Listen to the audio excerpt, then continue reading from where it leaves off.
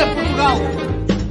In Portugal, there's a YouTube show full of fun facts you need to know. Carl rings the bell and the members show to the GMP morning show.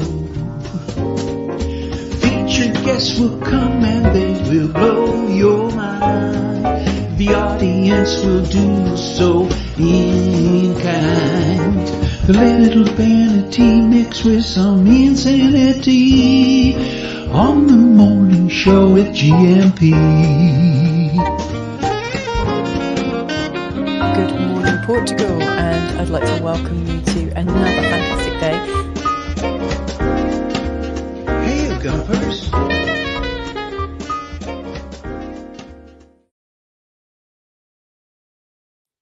Hola, bon dia, alegria. Munson here with the Good Morning Portugal show, live stream and podcast. What has he done? Well, to go with the opening meme of this morning, this has shocked me to my core. My poor Yorkshire grandmother, Nancy, I'm sure would not be at all happy about this. Just saw this on Facebook this morning. I've got my Yorkshire flat cap on, lad, and I've just seen that Yorkshire tea, not actually grown in Yorkshire, of course, and we'll talk more about tea and cha a little bit later on. But Yorkshire Tea have come up with this breakfast brew flavoured with toast and jam. And I'll just leave that hanging there for a moment for the shock of that to fully sink in. Good morning to you then. Yes, hola, bon dia, alegria, Munson here with the Good Morning Portugal show, live stream and podcast. How are you this morning? I've got some new headphone and flat cap combo this morning. Have you? I went out yesterday and this flat cap is really good as the amount of hair on the head recedes and grows elsewhere on the body, as I was told would happen as I aged. It's nice to have a woolen flat cap, a genuine, authentic woolen flat cap from Yorkshire.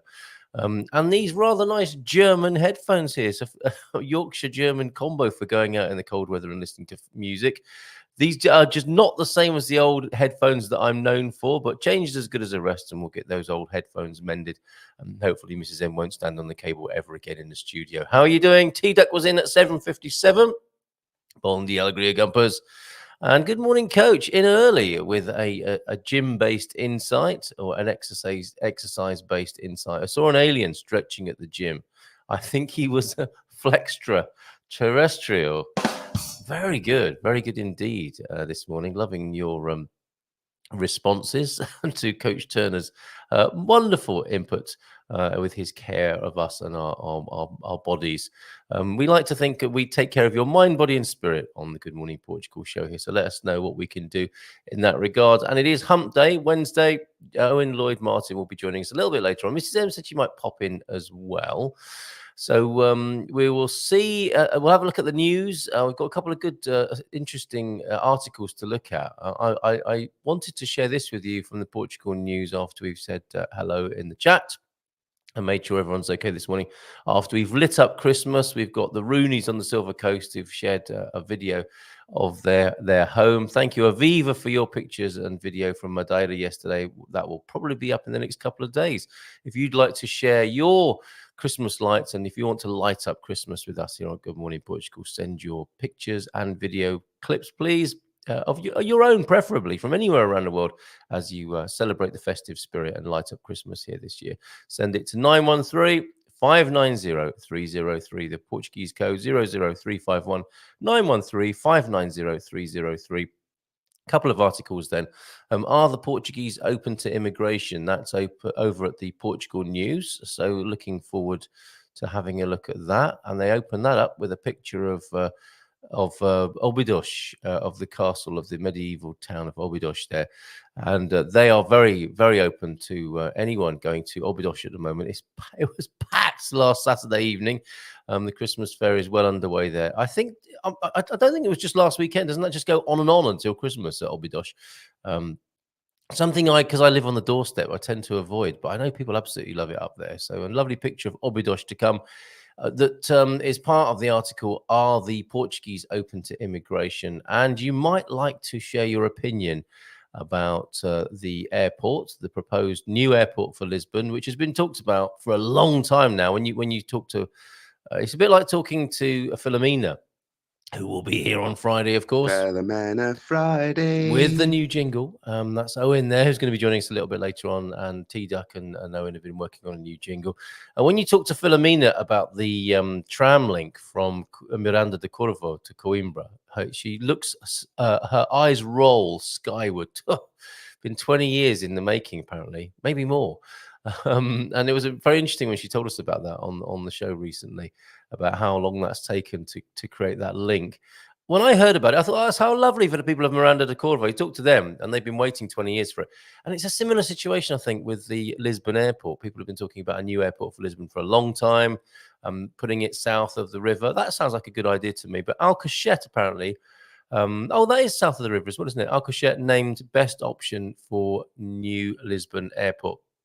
I think that is the best location on the south side. But then, when you're building a new airport, and the people, understandably, of those areas where you're going to be building don't necessarily want a new airport on their doorstep, do they? You can understand that. Morning, Owen. I'll come to you in just a moment. Looking great this morning. I think he's in cooking mode this morning, and we'll be interrupting, if you'll allow us, into that process to have a chat over the morning's news. Anything else that you've seen on the news landscape? It doesn't have to be kind of newsy news, gloom and doom. It can just be interesting things about Portugal that you think we, the GuMPers, should know about. So send those in via the chat or 913-590-303. And we'd like to take a look at those as well. And we'll also be popping into Coimbra ahead of this weekend's Discovery Weekend gathering in Coimbra. We are confirmed to be at the Epicura, a craft brewery, this weekend, and I'll show you a few pictures and tell you a little bit more about what's shaping up for this coming weekend. OMG south of the river, just responding quickly then. OMG south of the river, those bridges are bad enough as it is, and it would ruin the absolutely beautiful little town of Alcochete.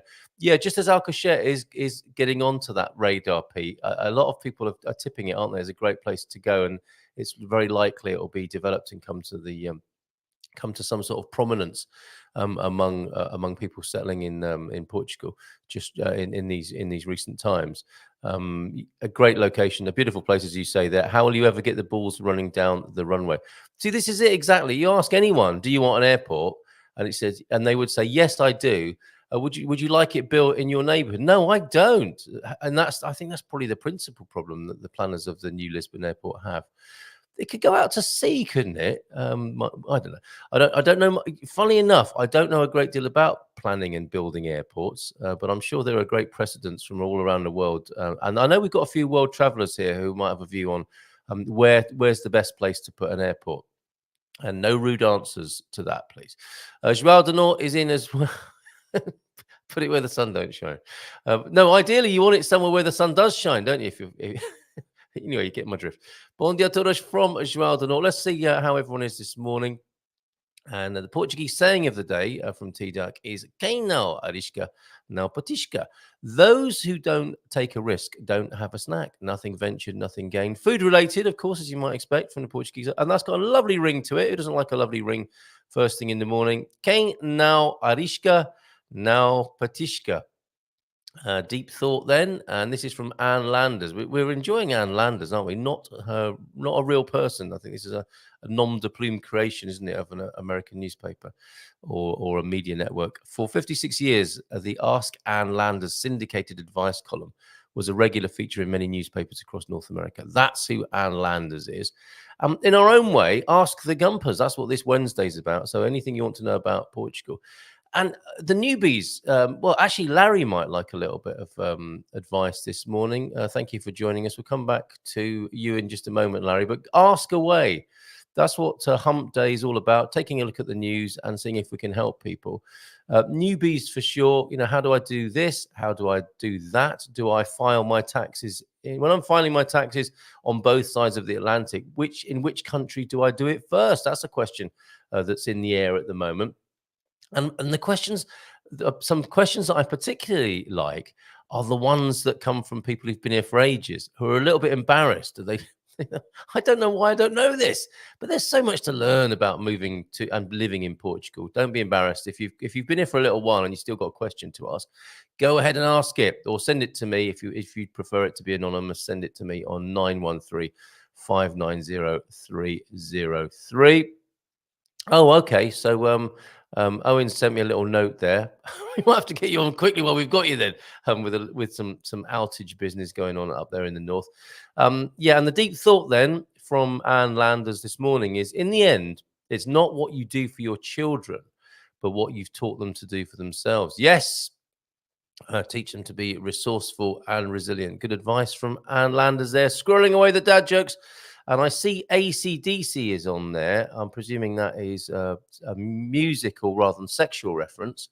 But I don't mind either way. A trio, a brace of dad jokes to come. And the mention of AC/DC there reminding me that we've got music to come from that amazing rock and roller who we spoke to yesterday. Another tune from Branny. And a video that I forgot to play when John was on. We were talking to John João de Norte yesterday, weren't we? And we found out about his wonderful family history, which meant that I didn't play the video that he'd sent ahead of himself, which I'll do this morning as well in just a moment. And yeah, music video from Branny, and a light up Christmas video from the Roonies on the Silver Coast as well. They sound like they should have their own TV show, don't they? The Roonies, everybody on the Silver Coast. Bon dia todos. Says Coach Turner, how are all you lovely GuMPers on this gorgeous day? So it's looking like a nice crisp wintry day. I'm deducing from your comment there.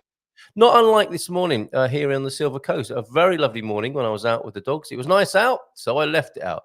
Owen, you're freaking me out now. There are two versions of you on the screen. Okay, no, just one again. When I say gorgeous, I mean cold, damp, and murky. Oh, so not one of those crispy, clear, lovely British mornings there. Maybe you need some of this tea. I really want to get Owen's view on this. Yorkshire tea that tastes like jam on toast. No, it's a no from him. He's shaking his head. He stormed off.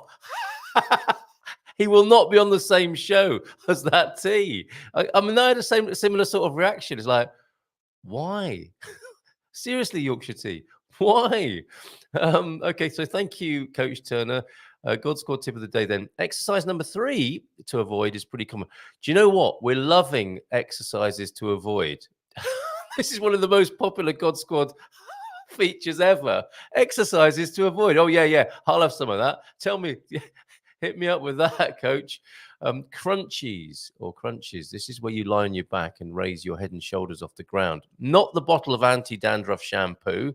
I mean, that does count as exercise, but no, your actual head and shoulders off the ground, like the back extensions yesterday. This can you don't want to be ripping your spleen or whatever might happen with this, or pulling a muscle, or having to wear a truss for weeks on end. This can put undue stress on the lower back if not carried out carefully. You'll end up being carried out carefully if you don't watch out. While it does work the abdominal muscles, these don't form part of your core. So you may end up with a 6-pack and a bad back. I'll take it for my beach bod. Actually, no. If you do have a 6-pack, but you're walking with a bad back, it's not the best look down on the San Martino sands, is it? So thank you very much. Number 3 of exercises you should avoid. Thank you very much, Coach Turner, for those. Bon dia, GuMPers. From Slow and Low is how Slug rides. Thank you, War, the band. Bon dia, GuMPers. Feliz carta todos. And one of the wonderful things about, I feel a song coming on. One of the wonderful things about Portugal is that tea is never adulterated, nor adulated, is never adulterated with cow juice, and clearly coffee is far superior. Peter, more sacrilege. Clearly not a tea drinker there. Lawrence, Larry, good morning to you. Good morning from Larry and Linda in San Martino de Porto. Off to the tax office today, coming closer. So fingers crossed with that. If you are going to Alcobaça, that's the office where me and Mrs. M got our NIFs many years ago. It's a smaller office, and that's a bit of a good advice on Ask About Portugal Wednesday. If you're doing any kind of administrative business, try and get out to the provinces where the offices are smaller and a little friendlier. You might assume as well, not necessarily, but that can happen if you go out of town. to a smaller office, you might get some more friendly service, and they might just pull a file off the shelf and blow the dust off it. Oh, we haven't done a NIF number for weeks. I mean, they'll be saying that in Portuguese, but it'll be a bit different to the cut and thrust of central Portugal, for example. But I did miss crumpets. He's a crumpet man. I knew it. I did miss crumpets and English muffins. He doesn't like a good muffin first thing in the morning, which I never knew was so easy to make. Now, where can I get clotted cream? Okay, so we have on Ask Anything About Portugal Wednesday, we have, I think Owen's going to have something to say about this. The clotted cream, as they might say in Yorkshire as well. It's something that you might have to cook for yourself. And I think Owen knows how. And also Darren was asking over at GMP VIP where he can get some mince to make mince pies. I think Owen, thank goodness Owen's here today. He might have a view on that as well. I was talking to a lady at a recent Christmas craft fair who was not impressed with the fact that you can't get, she said, you can't buy gammon here. I'll ask Owen if that's true. And it's very difficult getting mince as well, mince meat to go into mince pies. To the coach then, crunches usually strain my neck, says Nubia Neck. Good morning to you. And then I'll give up on floor exercise for too long. Right, I should just avoid doing that exercise. Thanks. Yeah, just cross that off the list. Fantastic. Bon dia todos from João de Norte. And hola peeps, after work pubbing seems to disrupt my sleep, so I'm here again. Well, it's great to see you. Thank you. Your loss of sleep is our gain, and we get your company. I apply for a tax extension in the US, then file in Portugal first. Simples. Nicely done there, T-Duck. Thank you very much. So answering where to file first, apply for a tax extension in the US, and then file in Portugal first. Okay, our first answer of the day on Ask About Portugal Wednesday. And of course, the Hump Day News Review. Owen up soon. We all love us. We all love us. Our rich Yorkshire tea in North, in the De North house there. He's like a northerner, like a British northerner in the Portuguese north. And Landers sounds fun, but not a patch on Ambridge contemporary drama in a rural setting, which has been going since 1951, and to which Carl is paying tribute now. The Archers, of course. I'm a bit Emmerdale, a bit what are those three fellas called who in that Yorkshire comedy as well? Last of the Summer Wine, that's right. Compo, Cleggy, and the other one. So my hat is deaf. I'm tipping my hat in that direction for sure. T-Duck, yes. So you can write off the Portuguese taxes on your US return, right? Yes, I pay Portugal first, then deduct that amount from the US return. Very good. Thank you for that. That's going to be a real help to some, I'm sure. And as well as the Yorkshire tea, and we enjoy toast and jam as well, but not swilled all together in a wet mess. Yes, nobody likes a wet mess first thing in the morning. Some people do. I realize saying that out loud, but not when it comes to tea and toast.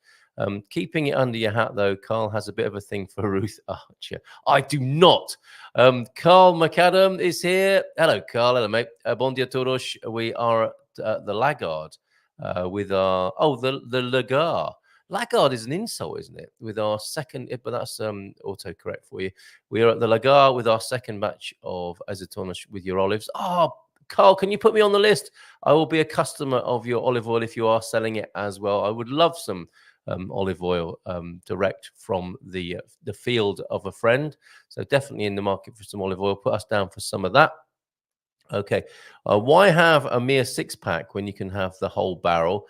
I'm not sure I'm liking the way the God Squad's going this morning. Like exercises you don't need to do. And now don't bother with a 6-pack when you can have a barrel out front that enters the room before you do. Isn't clotted cream a step just below making butter? We'll find out in just a moment. We'll play a couple of videos to play, and then we'll get Owen on. You just need cream and a churning mechanism. Who doesn't like a churning mechanism first thing in the morning? My mum was born on a farm, so they made their own butter. Yeah, and butter's not that difficult to make when you know how, right? That's what my Portuguese accountant advised me to do as well. File an extension in the US and filing in Portugal first. There you go. That's great. Well done, everybody. Thank you for that. Let's light up Christmas then. with the Roonies on the Silver Coast. Day 6 on our Advent calendar. If you go over to the homepage, we are 6 windows open. No liqueur chocolate, I'm afraid. You'll have to buy those for yourself. But that wouldn't be a bad thing to do, would it? Every morning when we open an Advent video window here and play the video, you could be noshing on a liqueur, couldn't you? Who doesn't like?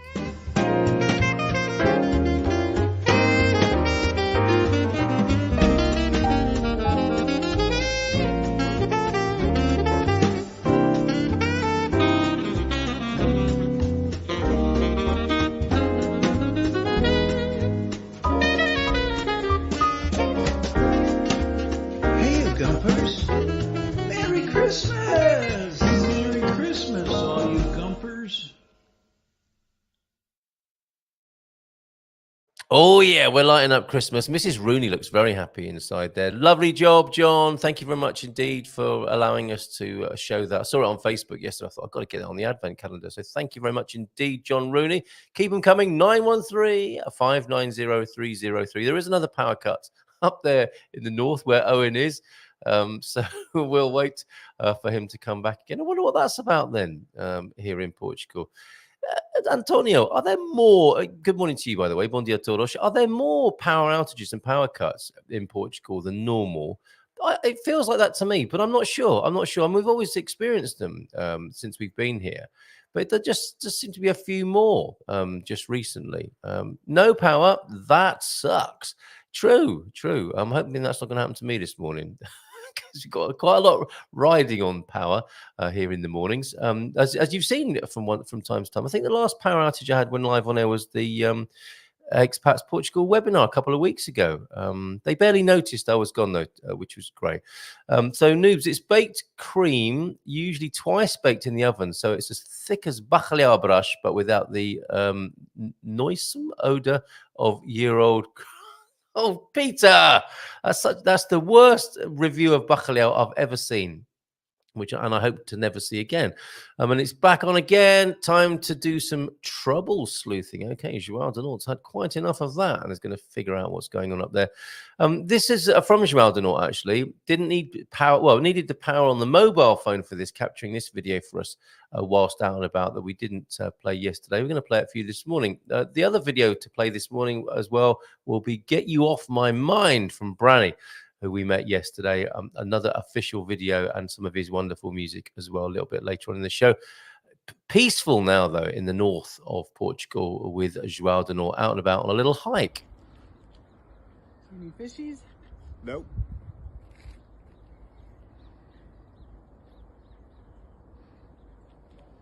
Beautiful clear there.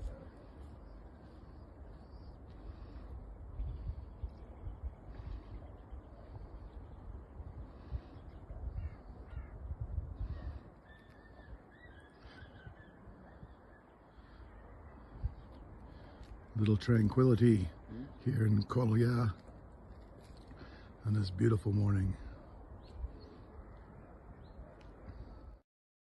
Oh, I could watch that all day. That was a little bit of tranquility from the north of Portugal there. That's beautiful, isn't it? And that looks like it could have its own YouTube channel, or scenes like that are just for hours long, where you can hear the sounds of the countryside, the church bells, the cockerel crowing in the distance, the dogs barking, and watch the water go by there, the crystal clear water in the north of Portugal. Absolutely wonderful.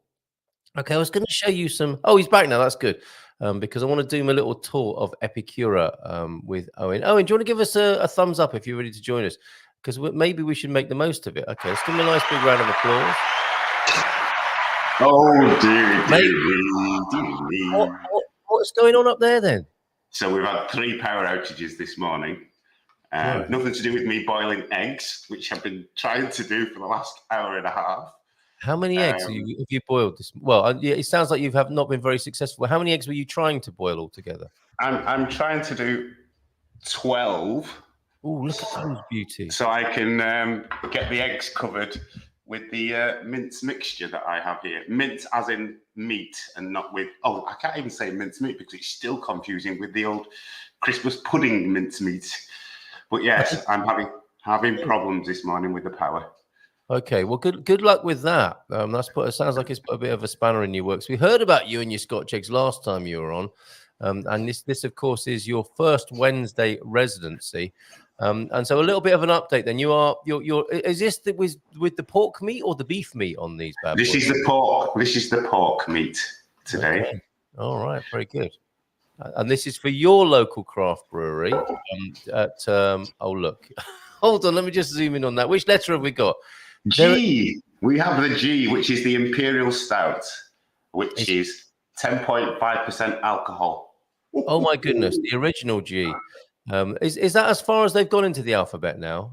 I think it is G. G is the highest. Wow, what a great idea! And I suppose when they get to the Z beer, they can go to A1 and start again. But the Z beer is after you've drunk all 26, you will be asleep. Yes, maybe lettuce beer. Beer's soporific enough. And I started watching the documentary that James recommended to me, How Beer Saved the World. Have you seen that? No, that sounds good. It is. It's really interesting about how important beer is to humanity, from all sorts, from a scientific point of view, a survival point of view. Apparently, the Egyptians loved beer, and cultures where everyone drank beer because it was safer than the water because of the cleansing process of brewing. And yeah, fascinating to realize that. I suppose in our age we see it as a bit of an indulgence, don't we? But it was really a matter of survival for a lot of people in ancient culture. So thank you, James, for that recommendation. How beer saved the world. A lot of I didn't realize there were so many beer-based academics in the world. There are a lot of people making a career out of knowing things about the history of beer, and quite a few of them are featured on this particular documentary, which you can see on YouTube, by the way. Well, good luck with that, Owen. Good luck with your cooking there this morning. And if we can ask you about clotted cream and the different types of mincemeat after we've had a look at the Epicura brewery. Yes. This is the equivalent, I guess, of Letra in Coimbra. And when I was at the Silver Coast Beer Festival at the weekend, I was chatting to a bloke called James, a British guy from Dorset. And he is the head brewer at Anson Brewery at Lorignan. And he's going to come and do a craft beer corner with us every month as well. So there's definitely something going on with craft beer, isn't there, in this country? Absolutely. It's quite a bit of a revelation over the last, since I've been here, which is coming up to 7 years now. So yeah, there's more and more on the rise, let's say. Who doesn't like a rise first thing in the morning, Carl? I can't think of anyone who doesn't. Gotcha. This is their Google page with some fabulous photos on, and thanks to everybody who took these and submitted them to Epicura's own site. That looks like an IPA to me. I'm going to be trying these at the weekend. We're going to be filming here. The Englishman, the Irishman, and two Portuguese men go, and the two Portuguese men will be in their own craft beer brewery, which is not easy to say, and we'll be talking to them about making beer. Oh, look at that. That pizza looks good as well. So we'll be eating some of their food too. And that's the exterior of Epicura. It looks like a shrine, doesn't it, there? It does. I'm rather curious to that, because when I went to the harvest for Letra, to the brewery there, they have a great big Letra sign on the wall that's not too similar. It's quite similar to the signage that they have. Oh, okay. That's just me. That's just my conspiratorial Okay. mind. Well, one of the things I discovered talking to this James fellow who's going to come and do craft beer corner with us is that they're quite collaborative. It's not Sagwash and Superbock trying to dominate the market. But I think they're seeing that there's a big enough market for everyone to play nicely, and they help each other out. I mean, what a brilliant ethic. Very much so. You do find a lot of the independent brewers that are here now. They are, wherever their mainstay is, they're actually other people's or other breweries are there as well. So I think it's a massive community that's growing and growing and definitely growing in popularity from what I've been seeing and tasting. Yeah, and that's a little sort of schematic on the wall there. And I'm hoping we're going to see behind the scenes, and Andy Klein's going to be able to film some of the brewing process, and we'll see some foamy, bubbly business going on behind the scenes. So that's you see there again, Carl. So to interrupt you, just as you were saying, then there's drawing on the wall there, and that's obviously the beer making process. I would think so. This seems to be the common theme because Letra have the very same on Do their they? wall in their establishments as well. Oh, okay. Maybe there's one a craft beer graphic designer. Oh, and that's another consideration, isn't it, with craft beer? What to drink it from? I was shown up on Monday evening when we were drinking fizz and Madeira. I didn't have a sherry glass in the house, and I didn't have a champagne flute. Um, are you bothered about that sort of thing? I know, given that you're a cook, some of these things are quite important, aren't they? To have the right shaped glass and so on. Are you a purist in that department? I would only say in a dinner party, Yeah.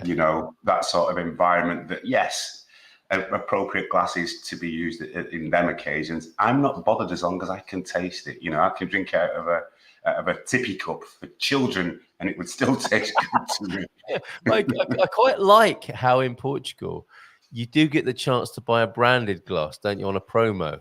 So Yeah. a lot of the manufacturers will do you some of their merchandise basically. It's quite a nice little deal. So this is the Epicura craft beer glass, I'm guessing, on that picture there. So we'll be there with them on Saturday. Oh, here he goes. He's got his. What's that one there? Is that your Letra? This is my Letra glass from the Harvest Festival that I took part in. See, I love these. Collecting the hops. So, Yeah. do you know, I was thinking actually, because maybe I should take this with me every time I go to Letra, and I have my own glass, which is a good thing. Yeah, that's right. I saw Pete Wilton Davies at the Silver Coast Beer Festival, and I said, "Have you got your own tankard at your social club? Because that is a level of social something or other, isn't it? Where you, if you go to a pub regularly, you have your own tankard behind the bar." Yeah. Which we're not that age yet, are we? I know I've got a flat cap, but I don't think I'm going to do that just yet. I think there's a certain sort of association with that, which isn't entirely positive. You've probably got your own stool at the bar by that stage, and you get if somebody's sat in it. Right, so Epicura then will be popping in there. Filomena is organising an on-foot tour of central Coimbra. That's going to be great, of course. Filomena is brilliant with tours. There'll be a bit of lunch and eating involved, of course, and a fado performance, not from Bobby. There is a rumour going around that Bobby O'Reilly is going to be premiering some of his new fado material. But I think after a few Guinnesses, that tends to happen anyway. But no, we're going to go to an official fado performance on Saturday night and a lovely tour with Filomena on foot around Coimbra on the Sunday. Gathering on Friday evening. We'll probably go to the Irish bar, funnily enough. It was Ben's. Thank you, Ben Austin, for all your help with organising. And we'll go to the Irish pub. I'm looking forward to a pint of Guinness on Friday night. And I'm going to be staying as well, I think, in the funny little concept hotel, which is like Japanese pod-based. The hotel in central Coimbra, where you sleep in I'm not really selling it, but you sleep in a box. It's quite a big box. But it's kind of modular accommodation, and I'll say more about that later on this week. But see you GuMPers who are coming along to the Coimbra Discovery Weekend this weekend. Sorry to do this to you, Owen, but I shared this on the screen earlier. What are they thinking? What is that about, do you think? It's a good job I'm not in Yorkshire, because I'd be right at the door. I'd be knocking on that door saying, "What are you doing? What are you doing? Stop it." That's what I'd be saying. Stop it now. Bizarre, isn't it? Yeah, it's a strange one, that, and the reason it's on the radar this morning is there's a really good question over at GMP VIP this morning. Let's have a look at this. We love talking to you about food and drink. This is a key discussion or a bit of information here, and it's really, I think we touched on it just briefly earlier on this week, but grateful thanks to Lord Gilchrist for this. Why cha in Portugal, but tea in the UK? And if you look at this graphic, a lot of countries call it cha, and some call it tea as well. And I think that's a British effect, as we're about to find out here. So let me just come back to Lord Gilchrist's words that were published on Facebook yesterday. Why is tea called tea and not chai? Nearly all of the words for tea worldwide fall into three broad groups: tea or te, cha and chai. Present in English as tea, cha or chai. In Portuguese, tea is called cha. So you can get chá verde, chá preto, etc. If you want to. And as Pete said, if you're used to drinking British tea, it is quite an adjustment to make the UHT milk and a much weaker tea bag here. The Portuguese introduced tea into the Western world through their world commerce from China, Macau, a Portuguese territory given to them by the Emperor of China. That's quite a gift, isn't it? In the mid-1500s. Here, have Macau, being the Portuguese. I wonder what they took him that made him so generous. It must have been Portuguese wine, right? After, can you imagine? Chinese emperor, after 5 glasses of Portuguese wine, here, have Macau. Mid 1500s, being the Portuguese the first Westerners to arrive in Asia, claim to fame. Tea, along with marmalade and tobacco, was introduced into the English royal court by the Portuguese consort Catarina of Braganza, who would marry Charles II. Interesting stuff. Thanks to the Portuguese queen, the British advanced and expanded their empire. In her dowry, Catarina brought to the British crown, among monetary riches and geographical offerings, Bombay and others, the right to free trade and the Portuguese territories. My goodness, it permitted the British Empire to expand, as was the case in India. What an incredible history between these two countries. Tea then stands for Transport de Ervas Aromáticas. It would have been the boxes, wouldn't it, with tea stamped on the side of the boxes being shipped to England. And my understanding, Owen, is when she arrived in England, and was, greeted with some British hospitality, English hospitality. Do you want gin? Do you want beer? She said, no, I drink tea. And that was, and it was born, the idea of British tea drinking came from her Portuguese consort. Andy finishes this by saying, I always knew the empire was built on cups of tea, but really it should have been cups of cha.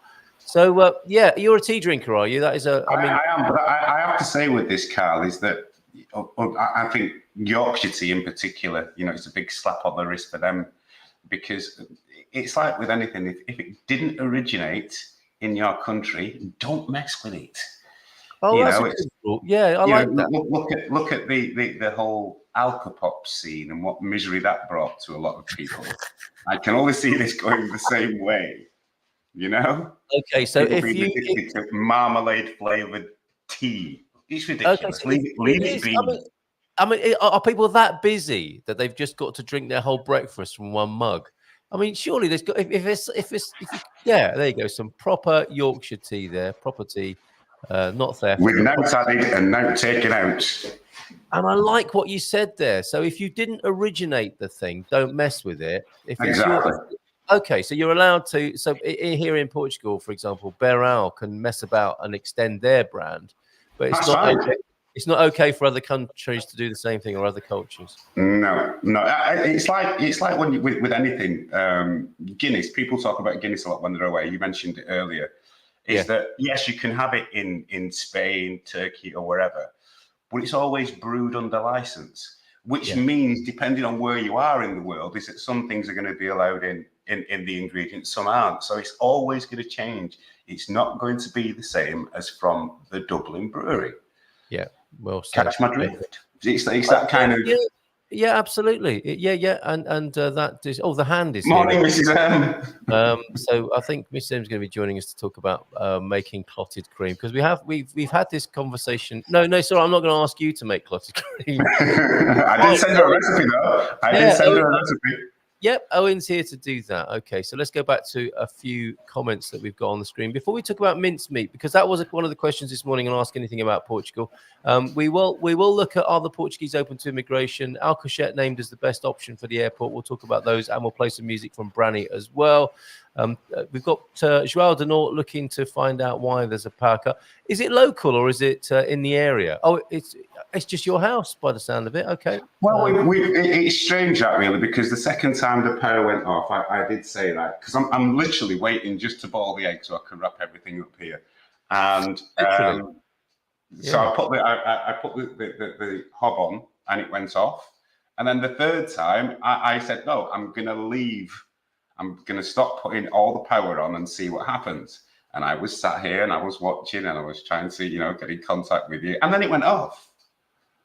So it was like, oh, well, it's obviously not what I've done there. I don't know. It's a strange occurrence that's happening. But I've been experiencing outages on a regular basis since being here, really. So I think I don't know whether they're not taking enough power from wherever. I don't know. It's just one of those mysteries. Might be the Mysteries of the morning. Might be the immigrants getting the blame as well. Coming over here using electricity. Taking all our power. Go on. I can't see myself, and I don't know. If you log into the show on that computer first of all, don't know how to switch it on. Oh, that is really elementary, isn't it? Over on the right-hand side, there's a little button. Oh, Got that? Yeah, got it. All right, she's got it. She's working on it. We'll hear your voice in the meantime. Okay. And you can hear us, can you? In the headphones? I can definitely hear you. Good. Is And it I'm too watching loud? you. This is, It sounds perfect. Good Is that morning, even Owen. better How are now? you? Okay. I'm very well, thank you. Right. I've only had clotted cream twice in my life, both times related to a trip to England. Yes. I'm not sure if it's common on the east side of the US, not seen in California. You know, we were describing clotted cream to somebody very recently. Who was it? Was it Sarah and Dan? Yes, I think it was. Yeah. And because they'd never had it, and we were trying to describe it. And how do you describe clotted cream? Yeah, we I mean, honestly, what are the what are the United Nations up to? There are people on this planet who haven't had clotted cream. Do your job, United Nations. I mean, it's we were saying it's kind of like yogurt, but it's not yogurt. Oh no! And it's got a kind of like really butter. Yeah, it's like butter. Well, it's like Sweet a combination. Butter. Yeah, it's quite I think a sweet buttery yogurt. Sweet butter of goodness. I mean, it just feels like it tastes like fat. It just tastes great. Yeah. Well, I don't know if you remember the old Kelly's Devon clotted cream, vanilla clotted cream. Ice cream. We had Rodders. Oh, didn't we, it was Rodders. Yeah. With some, I can see the graphics in my mind's eye. Sort of blue and white. Yeah, with the Cornish maid on the front there. Oh yes, I remember that. All right, Nubianet and Pete are chatting. Pete, I need to get up for work by 6:20. The rest of the week, I have nephew events to go to. This is my last chance for rest. It becomes more needed as I get older. And then I think that there comes a time where you break through that. And a lot of oldies don't sleep as much as they used to, do they? Get by on a few hours sleep, get up really early. Nubianet's not an oldie. No, I said you get to that. I'm not saying she is. I hope I didn't convey that impression. You've got ages yet, Nubianet. That's why you're so tired, because you're a youngster. We GuMPers should each submit our own local poo stick site. There you go. We get what are poo sticks? Poo with an H. We're talking. What are poo sticks? Yeah. You don't know what poo sticks is, Mrs. M? That's terrible. It's because she's not posh. I think it's a bit of a posh thing, isn't it? Poo sticks. Poo sticks? No. Come on, Carl. Surely you know what poo sticks is. I know what poo sticks are, but I do think of them as. Is that to do with Winnie the Pooh? I think it probably is. It's doing with throwing twigs in the water. Oh yeah. We used to do it. We used to play poo sticks where you would find a bridge. Yeah. Collect a twig, drop the twig in the water, and you'd run to the other side of the bridge to see whose stick came out first. I'm sure that's the way that's right. That is what poo sticks is, but I think it's called poo sticks because Winnie the Pooh and his pals did it at the bridge in the woods. That's it. Yeah. So okay. Yes, I'm getting the shake of the head from Jardin over here. So yes, We never had a name for it, but I think we just called it chuck sticks in the river. Yeah. Let's a race in the river. Who's winning stick. Right. Okay. Fair enough. I wasn't expecting that this morning, Joel Denor, but let's have the. Looks like I'm in a pub. Let's have the Portuguese index. What's going on here? That's my Portuguese shrine. Okay. So the jump seat isn't now a Portuguese shrine. Yeah, definitely. Okay. I see the bottles of Burrell in the background there. Exactly. Yeah. If you tip can I just tip your camera up to show everybody what I'm talking about? Right. Oh yes. Can you see that? I found that by the bins recently. And there might be a reason for that. Yeah. Now it's at the moment it's to go in a bar, isn't it? It's to go in a home bar, I think, and it's a little a vignette frieze. What's it called? That you have inside a museum. I can't remember that style of exhibit. But the problem with it, if you look closely, is I think it's a Portuguese person who spent time in France, and it's a memento It's a house clearance. Presumably, it was, you know, somebody had it in the house. I don't want that. I'm going to chuck it out by the bins, and someone will take it away. And they did. It was me.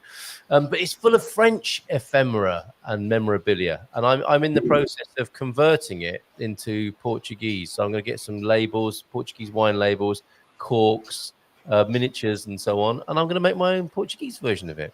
I like that. That's a great idea. So back on Mrs. M now. Poo sticks. That's that sorted. Let's have the Portuguese poo stick index. Well, which river would you do it in? Well, that we could do it at Salé de Porto. Yeah. Well, it's going to be poo sticking around Portugal, and there'll be various sites where you can. We could do it. I'm going off the idea. We could do it over the the bridge in Salé de Porto. See what I did there? Puto, I see what I do see what you did there now. Thank you for explaining that. Yeah, my humour is a little bit understood. Challenge must be done with a proper poo stick dialogue. Oh, commentary. Oh, okay. 3, 2, 1, and go. Is this a new sort of like video thing that we're all going to do in different rivers? It's looking like that. Yeah. Okay. Portugal. Definitely, John. If you could lead the way, that would be brilliant. And back to the mystery of the outages. It's the toaster. And it might be the spirits of those who've passed. Don't show that, Carl. I've just gone over it. Well, that's enough to blow anyone's toaster, isn't it? That idea. So get rid of that. It actually tastes like toast and jam. That is your mate Vanessa. Yeah, there's look. Owen's got the real thing. Yeah, that's what we've got that at the moment, thanks to Phil and Maria who brought some back. Yeah. And then, but your mate Vanessa in the UK, Vanessa. In Her Majesty's own Kent. She's drinking this. Oh, she sent that into your show. She posted it on Facebook. Oh, and you took it. I was so disgusted. She's wrong. She's just absolutely wrong. We do love you, but you've got to stop that. Okay. She loves it. See you later, T-Duck. Pete, I work 8 to 10 hours per day like a proper United Statesian. Yeah, it's all about the long hours, isn't it? Smash the like button. Cheers, T-Duck. And I'm days away from 57. Sleep helps me to fake youth. I'd never have guessed that. She looks about 37, doesn't she, in real life? I know, yeah. Naughty 40-second. Oh, another naughty 40-second kitty video just sent. No, you've got to put some context around that because that just sounds terrible. I think he's talking about Catface. He is talking about Catface. He's probably pulled the Christmas tree over again. All right, so where were we? We've got a few threads dangling here. We were talking about clotted cream, man. I'm not going to talk publicly about the idea we had just in case we get ourselves in a lot of trouble. So, have we sorted out clotted cream? Have we talked? We haven't talked about how to make it, have we? Owen, would you mind quickly giving us a guide to making it? Now you've said that. Now I've just got What I remember is it takes longer than any amount of time I would want to give to a recipe, i.e., 30 minutes. So it's an overnight thing, I think, isn't it? With clotted? It definitely is. It's a 12-hour thing. I remember when I think which one of the kids' birthday was it? Sorry, Carl Louisa. It was Solomon's birthday. Yeah, Solomon's birthday. I remember sending a link in, but it's quite easy to make from what I can read here. Unfortunately, and you know how. Okay. But doesn't it need cream as the first ingredient? Because, where can we actually find real cream fresh in Portugal? Cream. Yeah, that's interesting. I don't know the answer. That's a difficult one. That I'm sure that there was. I remember a time when I first arrived. There was the big store down in the Algarve that imported a lot of British products. Was it Waitrose? There's a big Waitrose or something down in the Algarve. Wow. And I remember seeing it in there, but once again, it's one of those items that when it comes in, it's gone. Yeah, it's one of those popular items. I can't seem to find the recipe that I have. If I do, I will try and get a link to you, Carl, so that you can place it on there. But it's 12 hours. But for me, it's worth the 12 hours of prepping and making because it's the final taste. Yeah, it's the final taste that we have here. I do actually remember when I was living in Central. It's that feeling I get, like it kind of clings to the top of the roof of your mouth, and it kind of melts. Yeah, that's right. Yeah. And it's just such a sensuous experience eating clotted cream. I think. Yeah, I know you can get fresh cream in Estrella. So we might have to make an entire program about this. That would be fantastic. The kids would love that. They want to get stuck in the snow. Well, the clotted cream episode where we actually go to the Estrela Mountains in Portugal, get fresh cream. What we could do is start making it in the car. And then by the time we 12-hour journey home, and then and on the way we get scones and jam, and got the cream there. Do scones. I know how to make those now. And we have a cream tea, but with proper tea, not that. Not that. Definitely not that. That's clotted cream sorted out, thanks to Owen here. Mincemeat. What is that? And why are people moaning about not being able to get that in Portugal? Mince, as in mince pies. Can you talk about that first, I Owen? made my own last year, sorry. Did you? I don't even remember that. No. Okay, you made mince. Yeah, you just have to prepare it. You have to get last year. Yeah. Does mince help you lose your memory? Do you remember the Christmas cake I made? No. Where I was feeding it with alcohol every week. Oh, I do remember that. Yeah. Not myself, but like. But yeah. And I kept it in the pantry, covered over. You did, didn't you? Yeah. Yeah. Very good. Very good. Okay, so. But you made that distinction, didn't you, Owen? That not mince to put in a Christmas pudding, mince to go in a mince pie. So and then there's mince that minced lamb and minced beef. Can you as the cook here, can you tell us about the different types of mince, please? Well, it's only the two that I would look at really, as we say that the meat mince, as in your pork or your beef, and then we have the mixture of currants, sultanas, cherries, and cinnamon and cloves and everything that all the goodness that goes into the mixture there. In fact, once again, I've seen another link that was put on one of the expats pages here of I'm sure it's where you can buy the actual mix, the mince pie mix here in Portugal. That's another thing that once again I'll look for you, and I will put the link up so people. Oh yeah, I mean, people do talk about making, like Mrs. M did last year, apparently. You can make it yourself, but I mean, most people buy it in a jar, don't they? And it's pre-made. It's quite the preserve in its own right, sugary, fruity, dried fruit, and then you'll wrap some pastry around it to make a mince pie. To be fair, it cost about €20 to make that little. Yeah, it is rather expensive.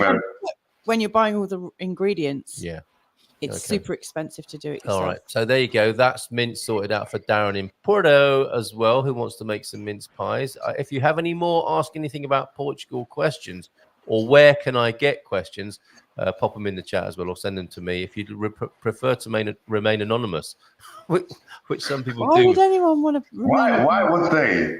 Well, because they might want to get strawberry flavored condoms and not say that out publicly. I don't know. Don't try and trick me by asking me that live on air. For example, I'm just saying. It would go really nicely with this, wouldn't it? Oh, the African. And some clotted cream. Don't go there. Oh dear. Okay, but it was just an example of something that somebody might not like to put their name to on the screen. And I'm helping with that. What kind of Christmas are you thinking? Like, are you thinking 80s Christmas or 90s Christmas? Because I mentioned strawberry flavored condom. Well, worst chewing gum ever. Like, when I think of 80s Christmases, I actually think of the obligatory glass table. No, glass kind of wide, it's like a prawn cocktail on iceberg lettuce. Oh, stop it. I think we're going to have an 80s Christmas at this rate if you keep talking Should we do like an this. 80s Christmas? A retro Christmas, that'd be ace, that, wouldn't it? Yeah, like for all us Gen Xers. Oh. And a proper English twister. I can put a playlist up together for it. We can have a Rick roll for dessert, can't we? So yeah, but they were always served in these like tall glass. Are we talking about prawn cocktails? Yeah, now? Okay. it looked like a champagne. No, not a champagne, but like those open champagne glasses, almost like the baby sham glasses. Yes, a baby sham glass. They were almost served in thick baby sham glasses. Carl, that look on your face and puzzled. You were puzzled then. No, I'm just thinking. I'm not sure if I do want a prawn cocktail first thing on Christmas morning. But maybe, and Thousand Island dressing. Can we get that, or do Isn't we that just mayonnaise and ketchup? Well, and a bit of that's seasoning? There you go. That's the one. Bit of paprika. You've done. And that's why I always save those sachets of ketchup and mayonnaise when we go out with the children. They're going to come into their own, aren't they? In fact, what I'm going to do this. I'm going to make Mrs. M. Let's take her off because I've got a Christmas gift idea here, Owen. Do you think if I get her a glass, there might, in fact, that thing that I was showing you earlier on, the old wine panorama, there were probably some if I'd looked in the boxes by the bins, there would have probably been some of those baby sham style glasses in there as well. So I could get her a prawn cocktail kit for Christmas, couldn't I? With one of those glasses, some of those sachets from the fast food shop for the a little bottle of baby sham, a little bottle of Snowball. Oh, yeah. Snowball. Cherry B. Cherry B. Okay, well, Christmas is sorted, so I hope that didn't ruin your surprise there, Mrs. No, not at all. Excellent. Okay, any other surprise suggestions? would be that there actually is a surprise. There's an amount of bitterness in the room. I love what you're saying. Christmas. Owen, I love your mention of snowballs. I mean, avocat. Oh, where'd you get that from? Okay. That's easily makeable. Eggnog's quite easy to make. All you need is the fizzy bit, the lemonade to go with it, and it's done. Maybe we should do that on a program, Carl. Yeah, that sounds good. Mind you, it's the first Christmas, so I won't be here next month. But okay, well, where are you going to be? Maybe a few classics we can dig up from the 80s. Well, I think if we can make an eggnog up and then get some lemonade with a Snowball, maybe we could do a prawn cocktail. Maybe the viewers, maybe the GuMPers, we can all attempt at making particular Christmas dishes, retro Christmas dishes, I mean to add, just before Christmas, and maybe we can have a show and tell. So it's good. I mean, the turkey didn't suffer any kind of 80s culture attack, did it? I mean, that stayed the same throughout, isn't it? That's always stayed the same. But I quite like a few of the twists that I've certainly been introduced to, in particular being here and being amongst my American friends. You know, I've seen one or two differences in the way that the turkey has been done for Thanksgiving, which I think would be quite cool for a UK Christmas. Is just trying that turkey a little differently than the obligatory 7 hours in the oven. You know, yeah, I think Americans are better at keeping it moist. Exactly that. Yes. Okay. So, and then for dessert, if we're staying in the 80s, it's got to be Black Forest Gatto or one of those lovely Viennettas. Yes. And a tiramisu. Oh dear. Okay, tiramisu, very sophisticated. Yeah, absolutely. That's just basically an Italian trifle, isn't it? In the US, frying the turkey is post. Yeah, I've seen them deep fry them. Okay. What? You want into a very large pan. I've seen them being put into very, very hot oil, only for a short amount of time. I've seen some disasters as well with that, but I've definitely seen that method being used, and smoked turkey as well. Okay, all right. So some lovely. I think we should talk more about this as we make our way towards Christmas with a few twists on the Christmas lunch. Bon dia todos from Miguelito y Gato in VRSA. Good morning to you both. Great fun on fantastic on Monday cake. evening, and Thank still you. talking about the cake. Yeah, you said I to was me very this disappointed. Did you eat it all? I said, yeah, flipping did. I was very disappointed. I'd love the recipe if you'll send it. Gone. Yeah, really good. It's a real delicacy. And the great thing was, pan forte. The great thing was that we managed to persuade the kids out of eating it. Too rich for you. You won't like it. Oh, you won't like it. You won't like this. Okay. And here's a lovely memory from Monday night. I only have to look at that. Yay, Terence. Right. Okay. Well, let's play some music, and we'll come back and we'll talk about whether the Portuguese are open to immigrants and whether Alcochete is the right place for the new airport. Branny is playing in Lourinhã. We're going to play some of his music in just a moment. What a legend he is. Shall I go and get the coffee on? Yes, what a great idea. And I'll please, Louisa. Not much milk. Okay. And no toast. Can I do a quick plug for my show at 10? Because I'm also going to get ready for that. Have you got a show, Louisa? Yeah, at 10:05. 10:05. I've got a show. And it's with Rick, my pal from Indonesia, and we're going to be talking about incarnation and why. Why did we come here?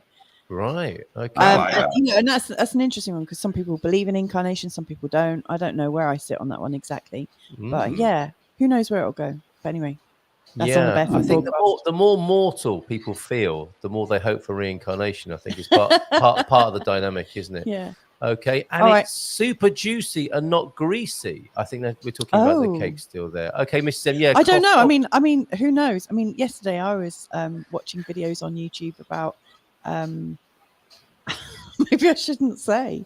Okay, good. Excellent. All right, let's play Brownie's video now. Love this bloke. He puts so much effort into his videos. They are stories in their own right. He's got a new EP out. You can find him on Spotify. Brani, Brownie, not Granny, as I thought he was. But called. I'd love to send in some of the stuff I've written. Actually, did make some lovely songs. Yeah, I mean, for sure. I mean, this is what's going to start happening, isn't it? There's going to be the collaborations within the GuMPer community and beyond. The more musicians who come to Portugal and make themselves known to the rest of the community, there's going to be some lovely collaborations here, and infused and inspired by our lives here in Portugal, as I believe this one is as well, as is his EP, which is out now, and you can listen to it for free on Spotify. I mean, how these people make any money, I don't know, but he's very generously getting himself known on Spotify. You can check out his EP there, and we're going to check out one of the tunes now, which is called Get You Off My Mind.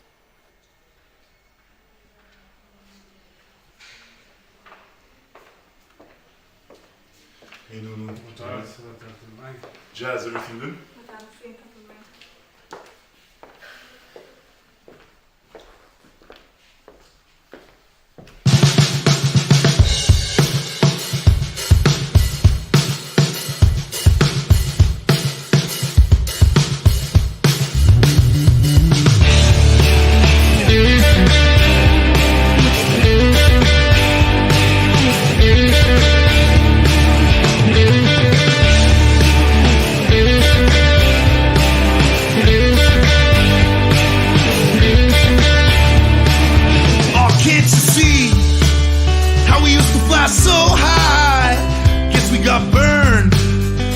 Down the line, and can't you feel it? This job kills me inside. I wanna run from the world, I wanna hide. Get out of my head, oh come on, please fade away. Wanna forget these times, start a brand new day. Get out of my head, oh won't you please, please. Wanna forget these days, just fly away. And so I wanna get you off my mind. I wanna get you off my mind. Oh, won't you tell me? Come on, where did we go wrong? Was it that fateful night made me write this song? I think it's time to run. It's time to get back to having fun. Don't you get stuck in this life, we've only just begun. So get out of my head, oh come on, please fade away. Wanna forget these times, start a brand new day. Get out of my head, oh won't you please, please. Wanna forget these days, fly away. And so I wanna get you off my mind. And so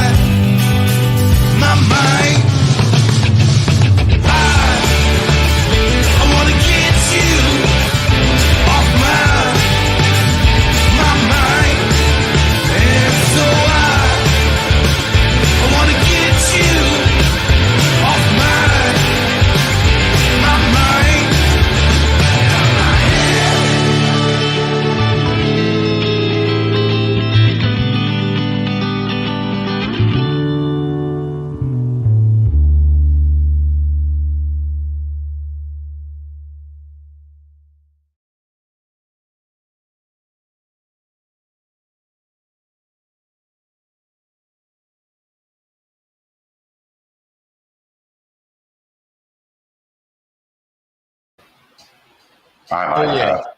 It's a bit of an anthem, really, isn't it? He's amazing. He's amazing. You can find out more about him at branny.pt. And haven't we all wanted to be that person? Friday afternoon in the office. Yes, most definitely. And then in your mind, you talk to your colleagues and you're like, I've had enough of this, pushing pieces of paper around. We need to rise up and rock out. And you realize that whole thing has happened in your head and everyone is still just staring into their computers waiting. I used to always get this strange look when I was working for the civil service in the UK. On a Friday in particular, when we were leaving the building after finishing work, I would be taking my tie off in the lift. And in fact, I wouldn't. I'd be changed into my civvies at the time, and people used to your Superman outfit.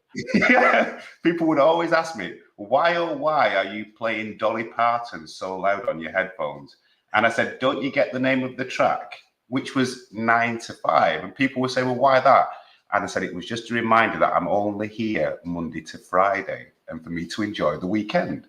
It's so sad that they had to ask you that and didn't realize. Isn't it? Oh my goodness. Okay. Well, hopefully AI is sorting that out such that we can all join rock and roll bands and not have to sit in front of computers. I mean, this is something machines can do, right? With the big promise of AI. Why would we do this to ourselves, Owen? There's no need for it, is there, anymore? I like, especially Branny. I mean, this is to me, as I call it, true music, where we have a band. We have somebody that sat there and thought about life and wrote about it. Yes. I am going to sound old here, and I have been a DJ like yourself. You'll know the same, Carl, is that music isn't the same as it used to be. Music had meaning. It had a story. It had dialogue. Now it's just repetition. You know what? Yeah, and Morning Squire is Squire of the Shires is here, and Michael recognising the classic rock band sound, drums, 3 guitars there. Yeah, of course, the bass and some lead and some rhythm going on. A great sound. He does manage to create a great sound. He's produced this music so beautifully. He's written it so well, and he's out and about. You can see him in Loriña. I can't see what day that is because the screenshot he took, the volume control is in front of the date there. I think if you look him up anyway, there's definitely a gig coming up in Loriña where he lives, and that might even be the 7th. It could well be tomorrow, couldn't it? So Let Love Grow is the name of the EP, and that's also a great idea. And yet, what you were saying there about the music ain't what it used to be, I think you're right. I would agree with you. And what's happened with the music is there seems to be a sense of cynicism and resignation rather than idealism. It's like we've accepted our lot as human beings in more recent times, and we've written reactionary music about it. And the music of freedom, rebellion, and shaking off those chains and shackles has been forgotten. It's not so idealistic anymore. It's very cynical, I think. Well, that's it, isn't it? I would say, just going on that, is that music, as I call it, was relatable. Yeah, and inspirational. It was relatable. You could associate with what the singer or what the band was saying. Yeah, and I'm going to say it. I think the trouble with modern music now is that it's politically driven. I shouldn't say that, but I think it is. I really think it is. It's just the way that it's structured and the way it's put out there. Oh, well, as in to manipulate people's perception and minds and make them negative, perhaps, rather than positive. Yeah. Okay. And these. Yes. I'm not going to say. I'm going to move on because we could sound like a pair of old farts. But I think we're right. I do think we're right, by the way, that music isn't as inspirational and idealistic as it used to be. Apart from, of course, Branny, who's doing a great job to shake off the shackles of normality and mundanity. Give us some of a bigger vision there. Yeah, Owen says, look, you've got a fan with your point of view there. And what every generation says to their children, that's not music. Back in my time, we had real music. And yes, and we happen to be right in this particular generation about that as well. It's hard to imagine a child growing up now saying that to their children, though, isn't it? Our grandchildren, how great Cardi B singing about her vagina is. I don't know. We will... Exactly. And that's exactly, there is nothing relatable in that song by Cardi B. Although I've never heard it, I've only heard people talk about it. We don't need to hear it to be cynical and angry about it. Yeah. In what she sings, to me, Nothing. Okay. All right. Let's. Cardi B. Branny P. Branny. We love you, Branny. We'll play more of your music, more official videos to come from him. He's very kindly letting us play his music this week. Right. Alcachette, then. Do you want an airport? Yes. Do you want it built in your back garden? No. Where's this airport going to go, Owen? And what looking at this, I don't know, because I'm sure that when I was living in Leiria, there was talk of there being an airport being built in Leiria. Yeah. For the connection. So I don't understand them wanting to build another one there in Lisbon. Because of the beautiful landscape that they're going to ruin to build that, where there is plenty of land in central Portugal, as in Leiria, for them to do it. You know, in fact there is actually an airstrip in Leiria, so the infrastructure is already there in Leiria, and for me. Because for me, Leiria needs that kind of city link, let's call it, you know, between the big towns and everything. I think it would be ideal for them to have it in Leiria. And then obviously we're going to get more people on the Silver Coast as well. Oh, do we really want that? Well, that's it, isn't it? You want an airport? Yes. Do you want loads more people coming into your area? No. A few, but not too many. Exactly. Well, the ideas are, and this is the Portugal resident piece. I think this has the look of Natasha Don about it. Yes, it does. Nice silhouetted photograph there of somebody at an airport, and if you scroll down towards the end of the article. A commission has been looking at it, and the commission's brief was to analyze 5 distinct possibilities: Portela and Montijo and Portela. Is that not the same thing? I suppose it depends on which part has the biggest, the biggest, the lion's share of the air traffic, I suppose. Alcachette, Portela and Santarém, on the understanding that other locations could arise, including Leiria, as you said, after the first phase of receiving and analysing proposals. And remember, this has been going on for decades now. 4 further options were added: Portela and Alcachette, Portela and Pagões, Rio Frio, which is a lovely name, isn't it? And Porqueirão and Pagões. The commission evaluated these locations according to 5 critical decision factors: aeronautical safety, that's important, accessibility and territory, human health and environmental viability, connectivity and economic development, and public investment and financing model. And that, I would say, Owen, for Leiria, that's people's criticism of that will be it's too far away from Lisbon, right? And I don't necessarily agree with that, but that's what people want, isn't it? They want it to be very close to the capital. Yeah, I mean, for me, it would make sense. And this is my note out to the Ministry of Transport here in Portugal, is that you have the infrastructures there in Leiria. Yeah. Why ruin a perfectly beautiful landscape? Is it on the other side of the river there in Lisbon? Alcachette is. So, you know, so for me, why ruin beautiful landscape there when you already have the infrastructure in Leiria, as in with the aerodrome that's there? You know, and the A8 expanding rather than, you know, uprooting everything, if I may use that word lightly, you know, uprooting an environment, starting something new. And motorways, A8 going up and down. Leiria is very well placed for this. I would agree with you. The Alcachette municipality apparently is delighted by the decision, should it be there, of the Independent Technical Commission. But some of the local people, here we go, initially questioned as the news went out, were dubious, suggesting an airport would increase house prices even further. You can't do this easily, can you? Let's face it. Make life in general in the area more expensive. And the people whose lives in Alcachette, they've been living their lives there for decades, and suddenly it's getting more trendy and attractive, and then an airport comes. You can understand their concerns. Underlying the absolute necessity for the country to move forwards on improving airline access is the fact that surveys of passengers have consistently pointed to Lisbon Airport as being the worst, among the worst. I don't feel that. I mean, it can be a bit busy sometimes, but I love it how small it is, strangely enough. This year's Air Help score relegated the infrastructure to 191st place among 195 at Humberto Delgado Airport, as it's known. As a welcome to new arrivals, Lisbon Airport gives a distinctly dismal idea of what Portugal as a country has to offer. Well, then they haven't been to Heathrow, have they?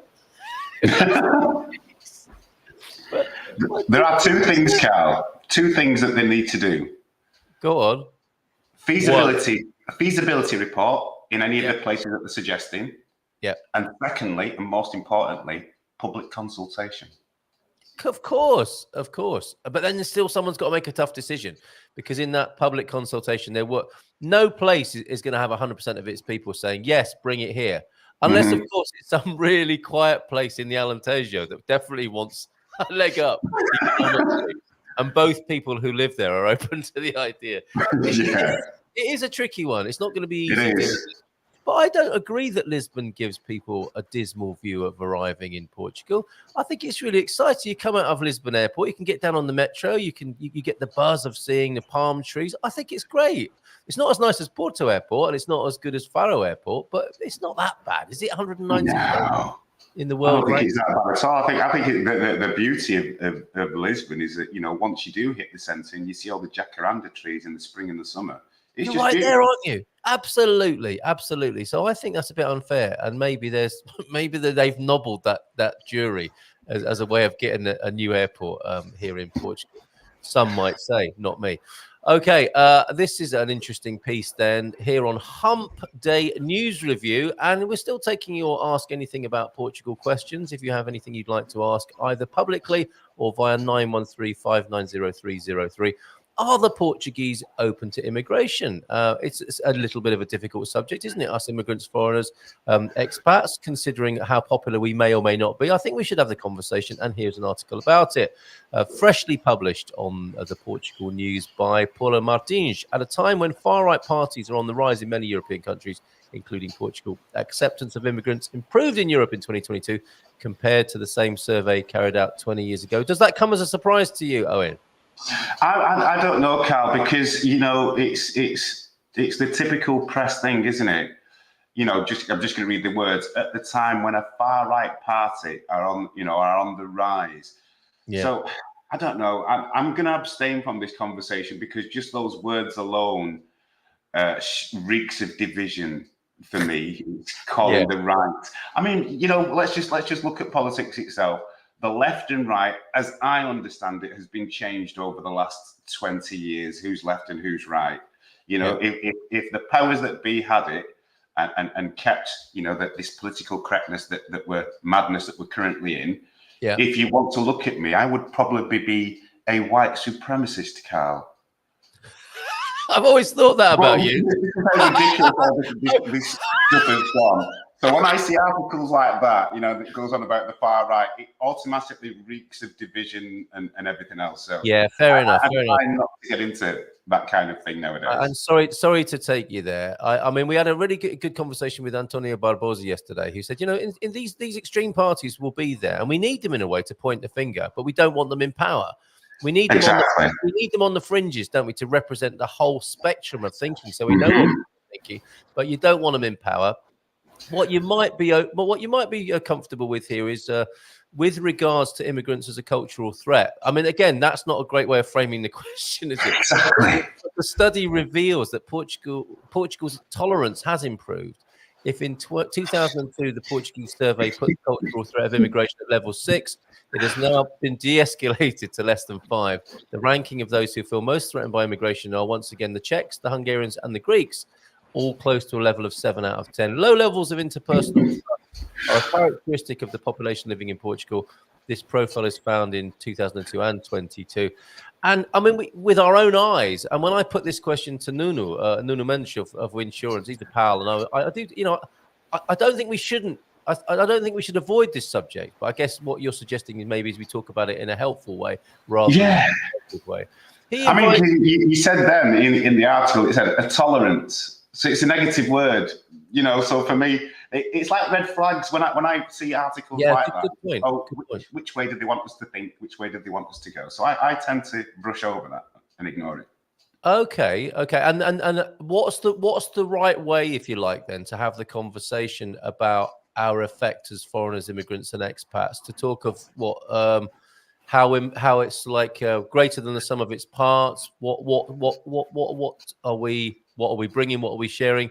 What can we help each other with? Is that a better, a more constructive way of framing the discussion? Yeah, I mean, we should be showing how we're connecting with the communities and how we're integrating with the communities as well. But along with that, we should be able to, as immigrants, is air our concerns. Yeah.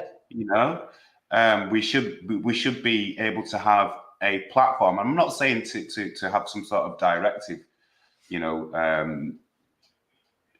put out there, but we should have some sort of a platform where we can express how we're feeling and how we're doing. And I think we're more understood then. And I think that's it with any country that you do go to. If you are understood as an immigrant and it's seen the reasons why you are here and whatever you may be contributing to the particular country you're in. I think if you have a platform, as we do here, of showing our love for the country that we're in, I think we need more things like this. Then the word immigrant isn't, and I'm going to use the term, excuse me, John and Pam, bastardized. Having a term like that, it should be seen as a good thing, because some countries do welcome immigrants with open arms because they are bringing things into the country, regenerating some countries in some cases. So I think it's that we need to get rid of the negativity and the negative side of it, because I've seen other articles of other countries complaining about immigration and the amount of immigrants that are being let into the countries.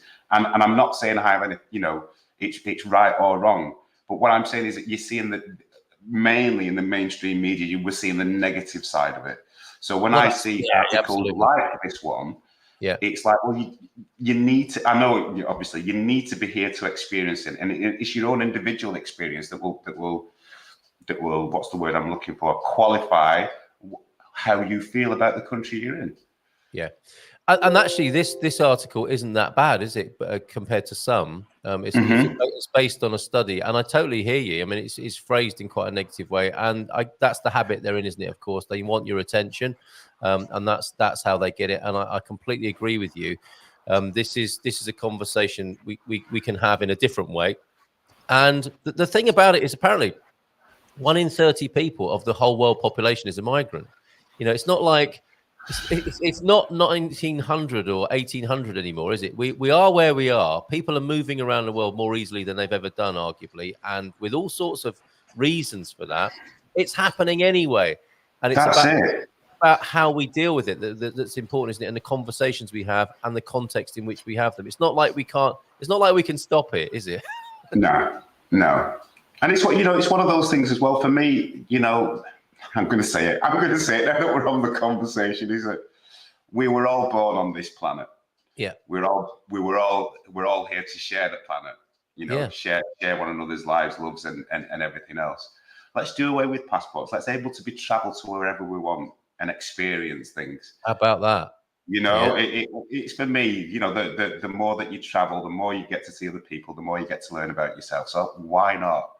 Why not have your doors open? Obviously, there has to be some sort of restrictions there, but it's our world, it's our planet. Let's all enjoy it together the best way. How do you do? See, that's the interesting thing, isn't it? I was thinking this morning about passports and residency as I was out walking the dogs, and that is this is again that's the difference in music, isn't it? If we connect this to music, a song in the 60s and 70s might be, "Why do we need?" I mean, it's like Imagine, isn't it? Imagine there's no borders and flags and stuff, and there's no passports. And yes, you can relate to the idealism of that we could all get on as people. And then you hear a 90s or noughties track. It's like, that would be very, it's like, I've got 27 passports from 27 different countries and I've got all this money. It's like, that's it, isn't it? There has to be like with everything. There has to be a balance, doesn't there? It does. And what would that world look like? Would you arrive somewhere and there'd be a people's council? And you'd have a cup of tea on arrival. It's like, well, would you want to tell us about your intentions here in our country? Yes, I do. I've brought some of these herbs with me. These tea. It would be like Carl. If I was to say I've got some sort of herbs, I'd be straight into that. You would. This is the problem we're talking about, isn't it? With the glove on, yeah. Not those sort of herbs. Ouch. Curious. What is the objective of having these type of conversations? Is it to convert? Is it to berate, judge, or is it to actually understand and be understood? Well, rest assured, João de Norte, with our own Portugal Immigrant Network, it's about endeavoring to be understood and to understand the culture and have have conversations that add rather than take away. So definitely. We're continuing in the spirit that Owen has talked about. Going back to the airport, my experience of Lisbon Airport when I arrived here for the very first time, I'm in an airport. Where's the baggage claim? And that is my experience of any airport. Yeah. So true. And Michael, I agree with Slug. Airports are tools of travel, not resorts. Make them efficient to get through. That's all it takes to make them the best airport. Absolutely. Yeah, I think the more I guess, again, it's all about the context and scope of the conversation, isn't it? If it's all negative and limited and different, that's the input and the output will be very similar. Excellent points there. Thank you very much, Joao Denor. Thank you, Michael. Thank you, Slug. And everybody who's taken part this morning. We've got 3 dad jokes for you as well, which we love. Thanks to T-Duck. And your video from this morning then, Owen. So tell us what you're up to for the rest of the day, if you will, and we'll play your sunrise video in just a moment. Well, I'm going to be obviously finishing my delivery for Letra for this evening. Excellent. And then I shall be also sat at the computer. If anybody can help me with trimming my photograph for my cover. See the pause there? I did the pause. Yeah, there. I did. I'm wanting to put a photograph for the cover of my paperback for my poetry. I'm trying to get that out before the weekend. So I'm going to. I can see Mrs. Hearn. Well, I was getting a trim for a minute. Send me the picture and I'll do it for you. You have the picture, Carl. It's the one you took of me on the hill. Oh, okay. You might have to resend it to me. That'll be the difficult bit, is finding it. Trimming it, cropping it is no problem whatsoever. I'll gladly do that for you later on. Brilliant. Yeah, so I've got that to do. And that's it. Oh, yeah, and writing a letter to Taylors of Harrogate about this Yorkshire tea. We are so disgusted right now, aren't we? I am telling you. It's as bad as having chocolate and bananas on a pizza, Carl. Oh, let's not open up that wound. No, please don't. Okay, all right. So there you go. You have been warned, Taylors of Harrogate. That's not cricket. Mrs. M's back here now as well. So say that again. My sound's not bad. Hello. I see it is. I was just noticing your troll has gone to town in the Barefoot broadcast. Have they? Yeah. They got bored over here. Yeah. I mean, I deleted a few comments. What do you mean, my troll? Your troll. Well, you should see how my pet troll. Yeah, it is your pet troll because they've actually if you look at your Facebook page, I posted it to your Facebook page. Oh, really? Yeah, they've called themselves Cole's biggest troll or something. That's a kind of badge of honor in a way. Okay. I will go out with a lovely sunrise this morning. Who doesn't like? I used to think drinking. Mrs. M, you come back just at the right time. I used to think drinking was bad for me, so I gave up thinking. Oh, that's clever. That is very good. When someone, so there's that one. If you want to screenshot that, do it now. When someone asks me if I'm seeing anyone, I automatically assume they're talking about a psychiatrist. Brilliant. It's very good, isn't it? And I'm trying to decide if I want to listen to AC/DC or something more current. Oh, yes. A good triple this morning there. So thank you very much, Owen. And good luck with the source of the outage. Sounds like you've got a Scooby-Doo mystery ahead of you as well this week. Janitor. No, it's the janitor. Not again. Right, it'll be the janitor.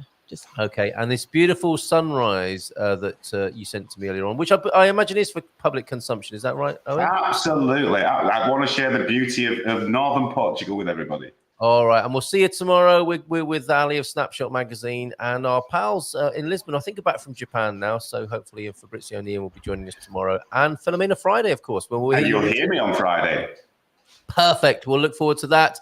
And we'll see you tomorrow morning. Here's a lovely little bit of a tranquil sunrise from the north of Portugal. Cheers, Owen. Great job. Ciao, ciao, mate. Bye for now.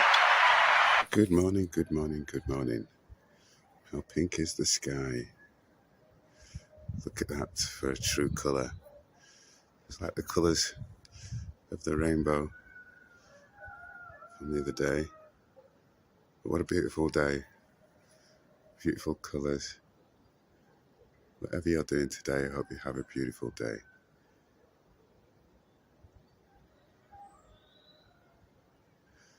Beautiful morning.